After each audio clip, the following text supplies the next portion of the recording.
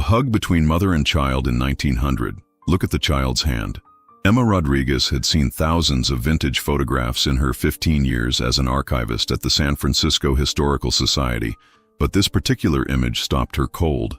The sepia-toned photograph, dated 1900, showed what appeared to be a tender moment between a mother and her young daughter. The woman, elegantly dressed in a high-necked Victorian blouse, was embracing a girl of perhaps 7 years old in what seemed like a loving, protective gesture. At first glance, it was a beautiful example of early photography capturing genuine maternal affection. But as Emma examined the image more closely with her magnifying glass, something caught her attention that made her heart race. The child's hand, the one visible over her mother's shoulder during the embrace, was not relaxed in the peaceful gesture one would expect. Instead, the small fingers were clenched tightly around what appeared to be a crumpled piece of paper. The child's grip was so tight that her knuckles were visibly white even in the sepia tones of the century-old photograph. "That's strange," Emma whispered to herself, adjusting the magnifying glass for a better view. The contrast was striking. While the mother's face showed serene contentment and the embrace appeared loving and warm, the child's hidden hand told a completely different story. The desperate grip on the paper suggested fear, anxiety, or perhaps a secret message that needed to be concealed. The photograph had arrived as part of an estate donation from the Blackwood family, longtime San Francisco residents whose ancestors had been prominent in the city's early development. According to the accompanying documentation, this was supposedly a portrait of Victoria Blackwood and her daughter Adelaide, taken at their Nob Hill mansion in 1900. But something about the child's clenched fist bothered Emma deeply. In her experience with Victorian photography, poses were carefully controlled, and everything visible was intentional. If there was a piece of paper in the child's hand, it was there for a reason. And if she was hiding it so desperately during what should have been a tender family moment, Emma suspected there was much more to this story than met the eye. Emma's research into the Blackwood family began with the San Francisco City records from 1900, revealing a complex family history that immediately raised questions about the photograph. Harrison Blackwood had been a successful shipping merchant who had built his fortune during the California Gold Rush era. He had married Victoria Sterling in 1891, and their daughter Adelaide had been born in 1893. But the family records contained disturbing inconsistencies. While Adelaide was listed in the 1900 census as living in the Blackwood household, school enrollment records showed that she had been absent from the prestigious Miss Patterson's Academy for Young Ladies for the entire spring semester of 1900, exactly when the photograph would have been taken, based on the clothing and apparent ages. When Emma contacted the current Blackwood family descendants, she learned something even more troubling. Margaret Blackwood Chen, Harrison's great-granddaughter, had always wondered about Adelaide's fate. Family stories were always vague about what happened to Adelaide, Margaret explained during their phone conversation. "We knew she had died young, but no one ever talked about the circumstances. There was this sense that something terrible had happened, but it was one of those family secrets that was never discussed." Margaret revealed that she had inherited several family documents, including letters and diary entries from Victoria Blackwood. "My great-great-grandmother's writings from that period are very strange," she said. "She writes about Adelaide as if she was both present and absent, if that makes sense. There are references to protecting Adelaide and keeping her safe, but also mentions of her being far away and hidden. This information cast the photograph in an entirely new light. If Adelaide had been missing from school and the family was speaking about her in cryptic terms, the image might not show a loving mother-daughter moment at all. Instead, it could be documenting something far more complex and potentially sinister." Emma realized that the crumpled paper in Adelaide's hand might be a clue to understanding what was really happening in the Blackwood household in 1900. But to uncover the truth, she would need to dig much deeper into the family's history and the circumstances surrounding that photograph. Margaret Blackwood Chen's family documents proved to be a treasure trove of disturbing information. When she brought the collection to Emma's office, it included Victoria Blackwood's personal correspondence from 1900, and the letters painted a picture of a family in crisis that contradicted the peaceful scene in the photograph. A letter dated March 15, 1900, from Victoria to her sister in New York revealed the beginning of the crisis. "Harrison's business troubles have become far worse than I had imagined. The debts are enormous, and he has made arrangements that I cannot bear to think about. Adelaide asks questions that I cannot answer, and I fear for what the future holds for all of us. Even more troubling was a letter from April 1900. I have had to make the most difficult decision of my life regarding Adelaide. She discovered something she should not have seen, and now she knows too much about her father's business dealings. I must protect her, even if it means others will not understand my actions. But the most revealing document was Victoria's diary entry from the day the photograph was taken. Emma's hands trembled as she read, "Today we sat for the photographer, though my heart was breaking." Adelaide clutches the letter in her hand, the one that will ensure her safety once she is far from here. She is so brave, my darling girl, but I can see the fear in her eyes. This photograph may be the last memory I have of holding my daughter, but it is a price I must pay to save her life. The diary entry made it clear that the embrace captured in the photograph was not a moment of casual affection, but a desperate farewell. Adelaide was not simply posing with her mother. She was being prepared for separation, and the paper in her hand was apparently some kind of document related to her safety or future placement. Emma realized that Victoria Blackwood had used the family portrait session to create one final memory with her daughter before implementing some kind of plan to protect Adelaide from her father's business dealings. The child's tight grip on the paper suggested she understood the gravity of the situation, even at 7 years old. The question that now haunted Emma was, what had Adelaide discovered about her father's business, and where had Victoria sent her daughter to keep her safe? Emma's investigation into Harrison Blackwood's business dealings led her to the San Francisco Maritime Museum, where shipping records from 1900 revealed activities that went far beyond legitimate commerce. Harrison's company, Pacific Ventures, had been involved in operations that straddled the line between legal and illegal, taking advantage of the chaos and opportunity that characterized San Francisco at the turn of the century. The most damning evidence came from Port Authority records showing that Harrison's ships had been making irregular runs to Asian ports, carrying cargo that was never properly documented. Letters from business associates, preserved in the maritime archives, used coded language that suggested involvement in human trafficking, specifically the transportation of young women and children from China and Japan to work in San Francisco's brothels and sweatshops. Dr. James Liu, a historian specializing in Asian immigration to California, helped Emma understand the context. The early 1900s were a dark period for human trafficking through San Francisco, he explained. Young women and children were brought from Asia under false pretenses and then forced into prostitution or slave labor. The operations were highly organized and involved prominent businessmen who used their legitimate shipping operations as cover. Emma discovered that Harrison Blackwood had been under investigation by federal authorities in early 1900, just before the family photograph was taken. The investigation had been prompted by reports from Chinese community leaders who had identified his ships as being involved in trafficking operations. The pieces of the puzzle were starting to fit together.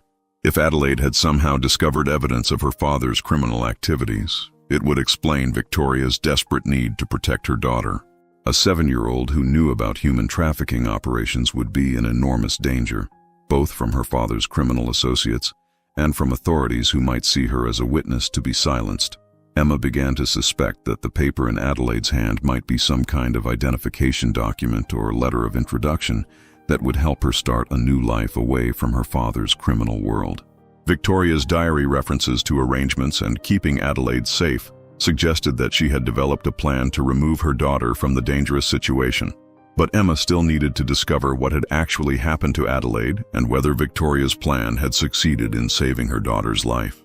Emma's breakthrough came when she discovered that Victoria Blackwood had been secretly connected to a network of women who helped victims of human trafficking escape from San Francisco's criminal underground.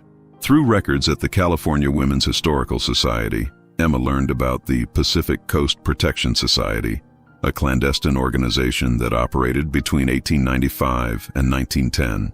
The society's surviving records, hidden in the basement archives of a former safe house in Chinatown, revealed that Victoria Blackwood had been one of their most important benefactors.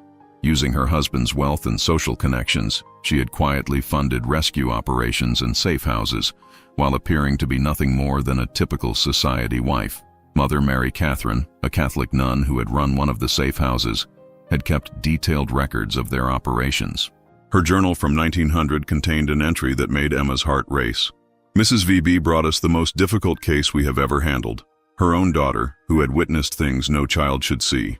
The girl is clever and brave, but she carries knowledge that puts her in mortal danger. We must move quickly to get her to safety." The journal revealed that Adelaide had not simply discovered her father's criminal activities by accident. She had actually witnessed a delivery of trafficked children to the Blackwood mansion, which Harrison had been using as a temporary holding facility before the victims were distributed to brothels throughout the city. Adelaide had hidden and watched as terrified children, some no older than herself, were brought through her family's home. Mother Mary Catherine's records showed that Adelaide had managed to steal a list of names and locations from her father's office, evidence that could have brought down the entire trafficking network if it had fallen into the right hands. This was almost certainly the paper that Adelaide was clutching in the photograph. The nun's journal also documented the elaborate plan Victoria had developed to save her daughter. Adelaide would be given a new identity and placed with a family in Oregon who were sympathetic to the Protection Society's work. The family photograph had been taken as a final goodbye before Adelaide disappeared forever from San Francisco. Emma realized that the embrace captured in the 1900 photograph was one of the most heartbreaking images she had ever encountered. A mother saying goodbye to her daughter, knowing that they would never see each other again, but willing to make that sacrifice to save the child's life. Emma's search for Adelaide's fate led her to Oregon, where the Pacific Coast Protection Society had maintained a network of safe families willing to adopt children who needed to disappear from dangerous situations. Working with genealogist Patricia Wells at the Oregon Historical Society, Emma traced the society's placement records from 1900. What they discovered was both ingenious and heartbreaking. Adelaide Blackwood had been given the new identity of Sarah Mitchell and placed with David and Helen Mitchell, a childless couple who operated a small farm outside Portland. The Mitchells had been told that Sarah was an orphan whose parents had died in a shipping accident, a story that allowed them to love and protect her without knowing the dangerous truth about her past. The Oregon State Archives contained school records showing that Sarah Mitchell had enrolled in the local elementary school in September 1900, just months after the photograph had been taken in San Francisco. Teacher evaluations described her as an unusually mature and intelligent child who seemed to carry some kind of emotional burden, but was eager to learn and adapt to her new life. Emma found even more compelling evidence in the form of letters that Sarah had written to her adoptive parents years later, after she had grown up and married. In a 1920 letter to Helen Mitchell, Sarah had written, "I want you to know that I remember my life before I came to you, though I have never spoken of it. I know that you saved me from something terrible, and I will be grateful for your love and protection for the rest of my life." The letter continued with a revelation that took Emma's breath away. "I still have the paper that I carried with me from San Francisco, the one I was holding when my first mother said goodbye. It contains names and places that could have helped many people, but I was too young to understand its importance then. Now I realize that my first mother gave me evidence that could have brought justice, but she chose to save my life instead." Emma realized that Adelaide Sarah had kept the crumpled paper from the photograph for her entire life, understanding even as an adult that it represented both her mother's sacrifice and the injustice that had gone unpunished. The evidence that could have stopped Harrison Blackwood's trafficking operations had been preserved by a 7-year-old girl who had grown up knowing the weight of what she carried. The question that now consumed Emma was whether Sarah Mitchell had ever used that evidence, or whether the list of names and locations had died with her. Emma's investigation into Sarah Mitchell's adult life revealed a woman who had dedicated herself to fighting the same injustices she had witnessed as a child. After marrying Robert Patterson, a Portland attorney, in 1918, Sarah had become one of Oregon's most effective advocates for women's and children's rights, though few people understood the personal experiences that drove her passion. Court records from the 1920s and 1930s showed that Sarah Patterson had been instrumental in prosecuting several cases involving human trafficking and child exploitation in the Pacific Northwest. Her detailed knowledge of criminal operations and her ability to identify victims had impressed law enforcement officials, who had no idea that her expertise came from childhood trauma. The breakthrough came when Emma discovered Sarah's personal papers in the possession of her granddaughter, Linda Patterson Hayes, who still lived in Portland. Linda had inherited boxes of documents that she had never fully examined, including what appeared to be research files related to Sarah's advocacy work. Among these papers, Emma found the evidence she had been seeking, the original list that Adelaide had stolen from her father's office in 1900, now carefully preserved between sheets of acid-free paper. The document contained names, addresses, and shipping schedules that detailed Harrison Blackwood's entire trafficking network. But even more remarkable was what Sarah had done with this information. Starting in 1925, she had systematically used the evidence to help authorities track down the survivors of Harrison's operations. Working with immigration officials and social workers, Sarah had located dozens of women who had been trafficked as children and helped them obtain legal status and compensation for their suffering. Linda Patterson Hayes showed Emma a photo album that Sarah had kept, filled with pictures of the women and children she had helped over the years. "My grandmother never told us about her childhood," Linda explained, "but she always said that her mission was to complete something that was started long ago. Now I understand what she meant." A letter Sarah had written to her husband in 1930 provided the final piece of the puzzle. "The list I have carried since childhood has finally served its purpose. Every name on that paper now represents someone who has been helped or honored. My first mother's sacrifice was not in vain. She gave me the tools to bring justice, even though it took 30 years to use them." Emma realized that Adelaide's desperate grip on that paper in the 1900 photograph had ultimately saved not just her own life, but the lives of countless trafficking victims who had been helped through Sarah's adult advocacy work. Emma's research into Victoria Blackwood's fate after Adelaide's disappearance revealed the full extent of a mother's sacrifice. City records showed that Victoria had remained in San Francisco, continuing to live with Harrison while secretly working to undermine his criminal operations. Her decision to stay had been calculated. Someone needed to gather intelligence and protect other potential victims while Adelaide grew up safely in Oregon. Documents from the Pacific Coast Protection Society showed that Victoria had become their most valuable inside source. Using her position as Harrison's wife, she had provided detailed information about trafficking operations, helping the society rescue dozens of children and women between 1900 and 1905. But Victoria's heroic work had come at enormous personal cost. Letters to Mother Mary Catherine revealed her profound grief at losing Adelaide and the constant danger she faced living with a man who would kill her if he discovered her activities. "I wake each morning knowing that I may not live to see evening," Victoria had written in 1902. "But if my sacrifice can save even one child from the fate my husband has planned for them, it will be worthwhile." The records showed that Victoria's intelligence had been crucial in the federal investigation that finally brought down Harrison's network in 1905. Immigration officials had used her information to raid safe houses, rescue victims, and arrest several key figures in the trafficking operation. Harrison himself had died during the final raid, apparently killed by his own associates who feared he would implicate them if captured alive. Emma discovered that Victoria had died just 6 months after Harrison, in early 1906. The official cause of death was listed as pneumonia, but letters from the Protection Society suggested that she had been poisoned by remaining members of the trafficking network who had discovered her role in their downfall. Most poignantly, Emma found a final letter Victoria had written to Adelaide, intended to be delivered after Victoria's death but apparently never sent. In it, Victoria had written, "My dearest daughter, if you are reading this, it means that I am gone, but that you are safe. The photograph we took together will always remind me of the moment I held you for the last time. I pray that someday you will understand that losing you was the only way I could save you, and that my love for you gave me the strength to fight for other children who needed protection." The letter had remained in the Protection Society's files for over a century, a testament to a mother's love and sacrifice that had ultimately helped dismantle one of San Francisco's most brutal criminal operations. Emma's investigation had uncovered enough evidence to prompt the San Francisco District Attorney's Office to open a historical investigation into human trafficking operations from the early 1900s. Detective Maria Santos, who specialized in cold cases involving organized crime, worked with Emma to piece together the full scope of Harrison Blackwood's network.